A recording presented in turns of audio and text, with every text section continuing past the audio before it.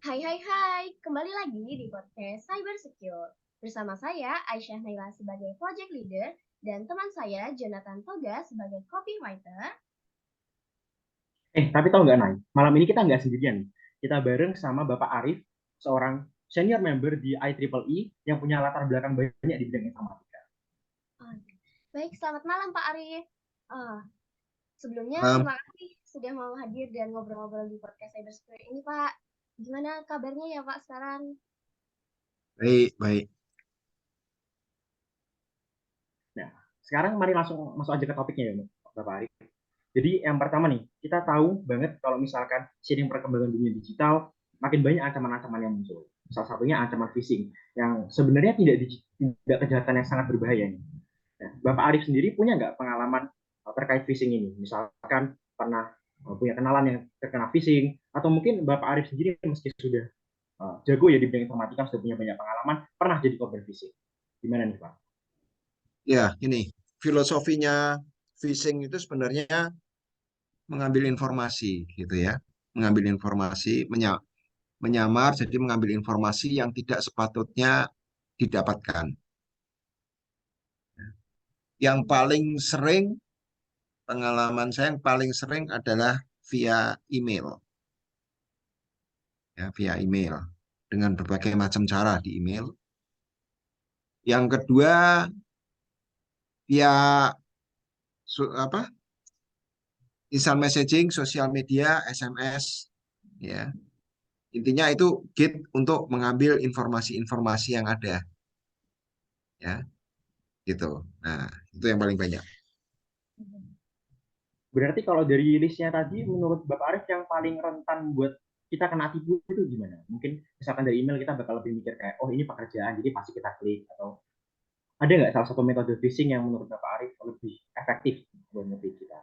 Yang kita harus lebih Metode hati-hati nih. mencegahnya, metode mencegahnya maksudnya ya, bukan Metode metode phishingnya, phishing. ya, yang maksudnya lebih harus kita wanti-wanti, lebih harus kita hati-hati gitu. Kalau phishing, gini, filosofinya kenapa kenapa ada virus ya, virus komputer. Kenapa satu operating ada virusnya, kenapa yang lain nggak ada virusnya, gitu ya, operating system yang lain. Pada dasarnya, hacker itu akan tertarik jika peluangnya besar. Kalau ada peluang, ngapain dioperasi? Gitu ya. Nah, seiring dengan waktu email zaman dulu, ya tahun 90-an digunakan, di mana internet masih sangat jarang, email relatif bersih. Nggak ada yang neko-neko. Orang pinter pun ngapain neko-neko kayak gitu, ya. Nah, ketika banyak, penggunanya banyak, masif, yang terjadi adalah, anu, ya hacker itu juga makin banyak, gitu ya. Karena peluang orang tertipunya makin banyak. Contohnya sekarang WhatsApp, apalagi di Indonesia, ya. Nah, itu banyak banget gitu ya, email banyak banget. Ya, tapi kalau kita punya messenger yang spesifik, ya relatif relatif nggak banyak, bukan karena semata-mata handal, tapi memang karena orang jahat yang di situnya juga tidak berkonsentrasi di situ, gitu kan? Karena orang jahat kan apa ingin mendapat benefit gitu ya, yang tidak sepatutnya. Nah, dari teori peluang kayaknya nggak prospektif gitu, ya. Oke, Jadi tergantung peluangnya begitu nih Pak Arif. tergantung apa? Peluangnya tergantung dari orang jahatnya ini melihat peluang untuk melakukan phishing.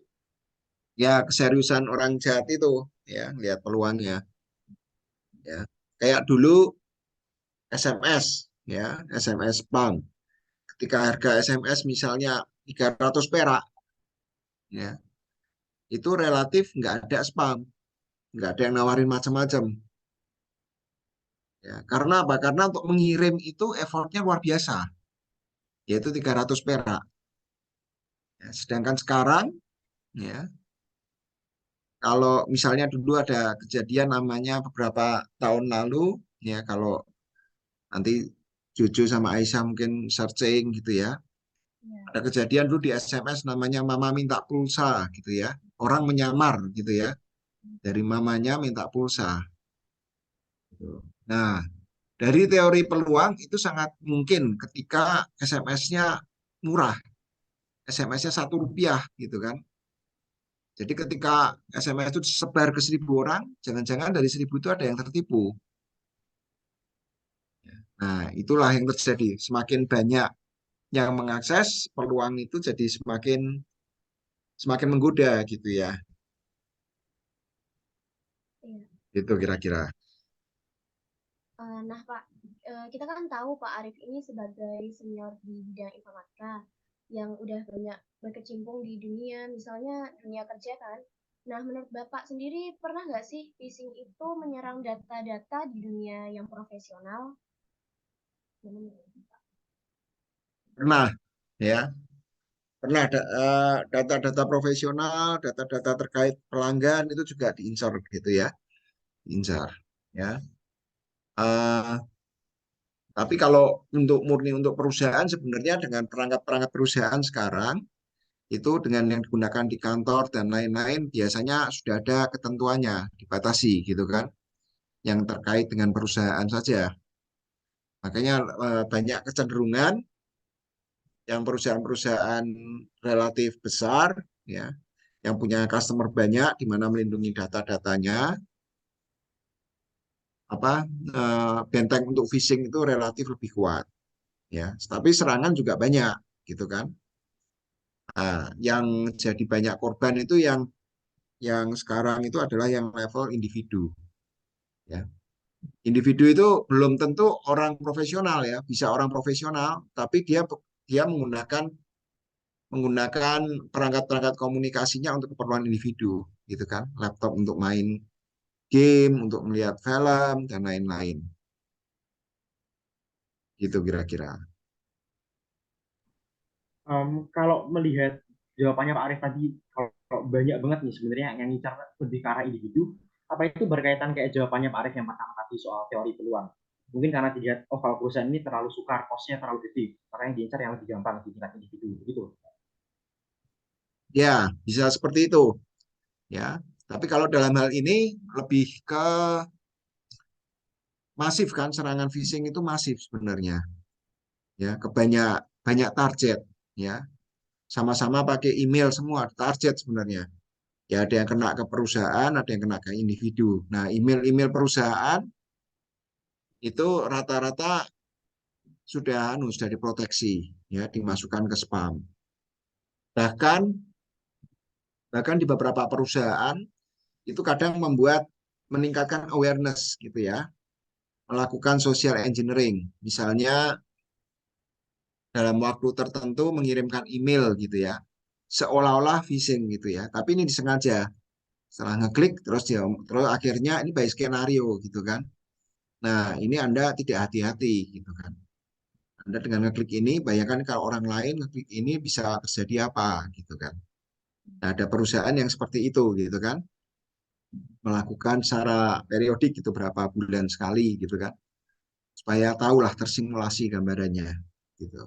Nah, bukan berarti eh, tidak mengincar hanya individu gitu ya, misalnya via email. Sebenarnya nyebar ke semua ya. WhatsApp misalnya, WhatsApp yang bisnis, apa yang individu gitu ya, perorangan, disebar ke semua gitu ya. Hanya bedanya mungkin punya orang-orang yang di kantor yang untuk fasilitas kantor gitu ya, WhatsApp gitu ya, mungkin lebih selektif gitu ya. Wah ini nggak dikenal gitu kliennya atau apa, nggak nggak terpancing untuk berinteraksi gitu kan. Ada attachment nggak dibuka gitu ya. Nah yang bahaya yang sangat rentan itu individu. Jadi sebenarnya dari sisi pelaku sendiri tidak terlalu membedakan kalau dalam hal ini ya. Mau individu, mau korporasi, dia sendiri nggak terlalu detail gitu ya melihat itu. Dan yang banyak jadi korban karena nggak ada sistem proteksi, nggak ada awareness di sisi individu gitu kan. Ya yang lebih banyak kena itu adalah yang individu. Gitu. Jawabannya sudah luas banget sebenarnya sampai ke tahap ini. Tapi sebelum sampai ke sana kita masih di tingkat profesional dulu nih Pak Arief. Berarti tadi yang salah satu yang disebutkan social engineering tadi ya, rekayasa Iya, sosial itu sebagai upaya preventif dari perusahaan dari iya. media profesional. selain itu berarti ada nggak sih upaya-upaya lainnya yang dilakukan perusahaan profesional itu untuk mencegah phishing selain yang sudah disebutin sama Arif? Kalau di perusahaan ya dipelajari identitinya gitu kan, motifnya orang berkomunikasi apa gitu kan, meminta apa gitu kan. Nah, itu untuk flashback. Untuk responnya wajar apa enggak gitu ya. Ketika nggak ada ABC tiba-tiba nawarin untuk upgrade atau diinstal gitu kan. Nah, identitinya diperiksa, emailnya dari mana gitu. Ternyata email palsu gitu kan. Palsu maksudnya email dari identitas nggak jelas gitu ya.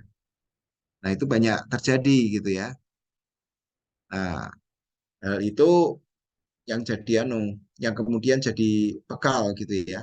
Kalau untuk orang-orang kantor, termasuk mesin yang mendeteksi spam kalau di kantor, ya, mendeteksi phishing itu biasanya dilihat perilakunya. Tiba-tiba kok di kantor, di salah satu kantor di email servernya itu menerima email yang serupa untuk 100 orang katakanlah. Nah, itu langsung alert gitu kan, langsung masukkan ke spam. Nah, algoritmanya itu tidak membaca isi email ya perorangan, tapi dia melihat pola. Nah, ini kok ada pola email yang sama, gitu kan? Ini by mesin bukan by orang. Karena kalau by orang ini melanggar privacy, gitu kan? Nah, akhirnya diputuskan bahwa ini spam. Bahkan untuk level individu pun, ya katakanlah salah satu email yang banyak dipakai Gmail, gitu ya, itu sudah ada logik seperti itu. Ya. Saya rasa sangat make sense karena Gmail kan juga ada dari Google menawarkan service berbayar juga, gitu ya. Makanya dia juga menjaga servisnya. Itu kira-kira.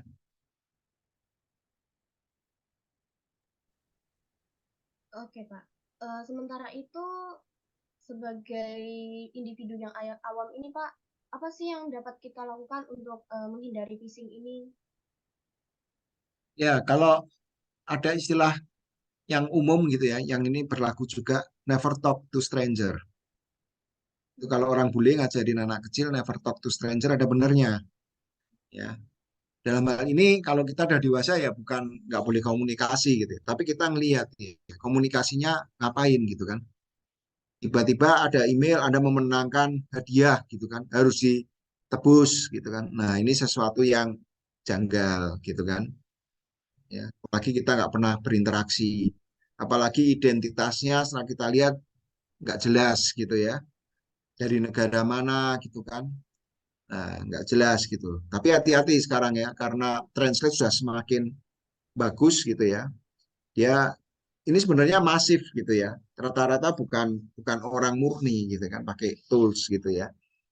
Nah, cuma kita nggak hanya bisa ngelihat dari sisi bahasa, dari sisi isinya gitu ya. Kadang kita harus melihat juga identitasnya dari email mana. Ya, yang paling ampuh sebenarnya dari sisi pola ya. Polanya ini masif, ya kan, memiliki tujuan tertentu. Nah itu, lihatnya di situ. Ini meminta tujuan, tujuannya apa gitu kan. Gitu.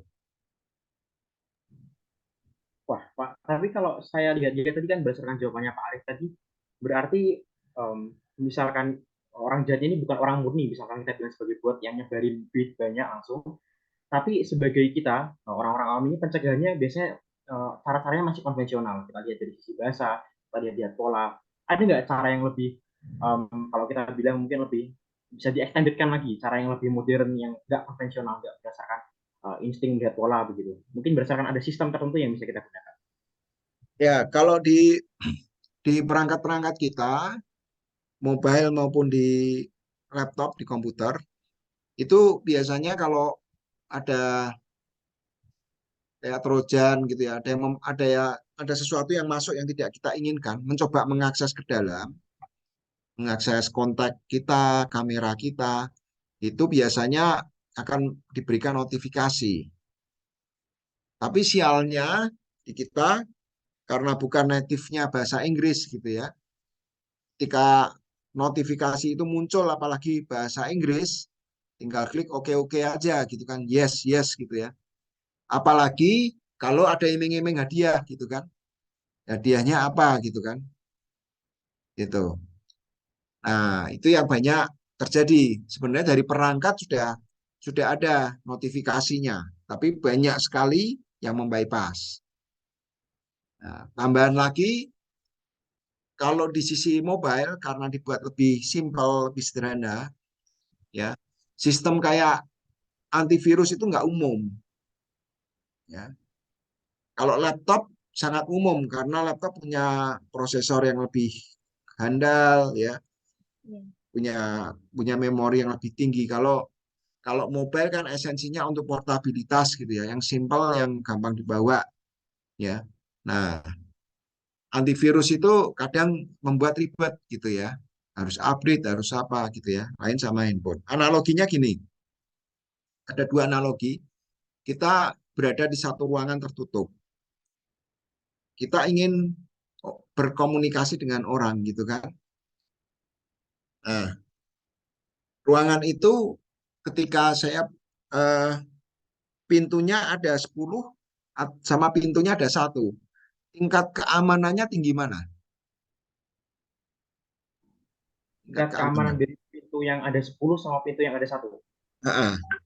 Untuk pintu yang ada satu. Iya. Ya, kemungkinan maling masuk kalau pintu satu kan lebih kecil. Ya. Orang tinggal ngeliatin aja. Kalau pintunya 10 kan jadi kemungkinan malingnya lebih besar. Iya.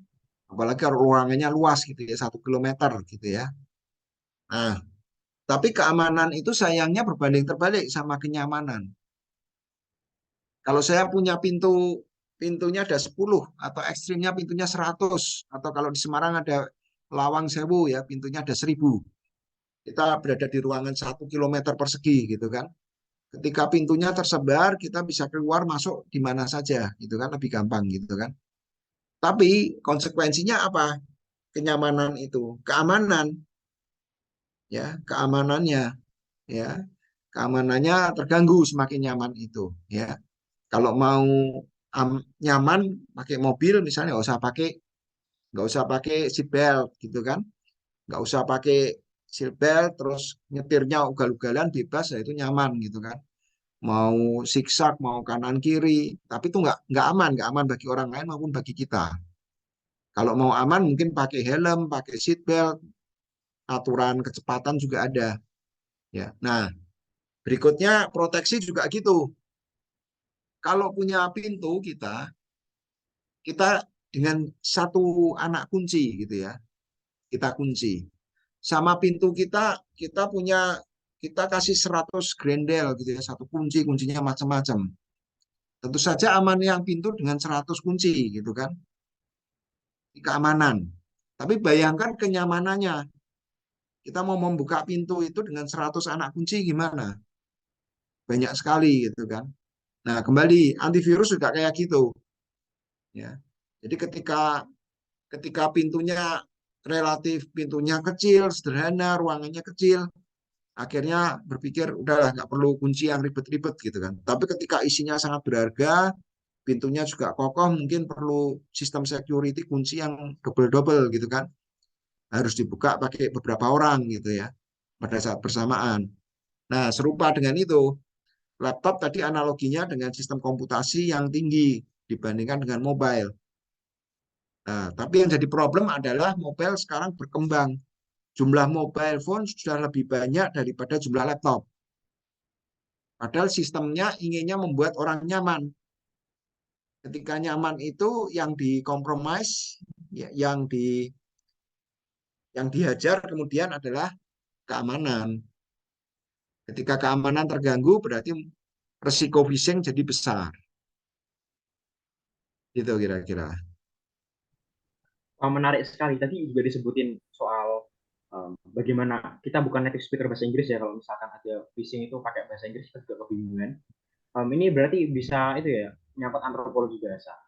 Jadi menurut Pak Arif benar nggak berarti kalau misalkan dibilang antara kita mencegah phishing itu kita adu pinter sama orang jahatnya, sama penyebar phishingnya?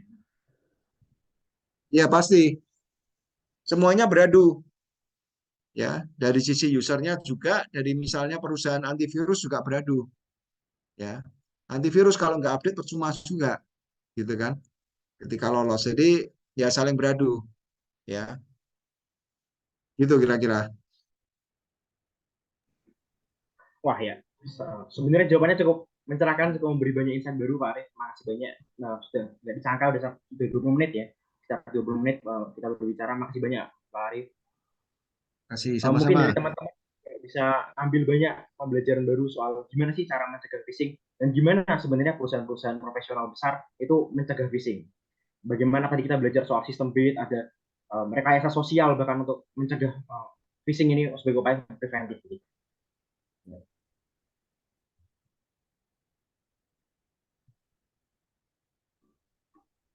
Jadi gimana nih? Untuk sosial ini pertanyaannya. Enggak, sebenarnya ini penutup. Kayaknya Oke. bisa sama kayak cabang-cabang pemisahan. Tapi sepertinya otak kami sudah agak ngelek bisa mencerna hujanan informasi. Iya, mungkin segini dulu untuk podcast hari ini.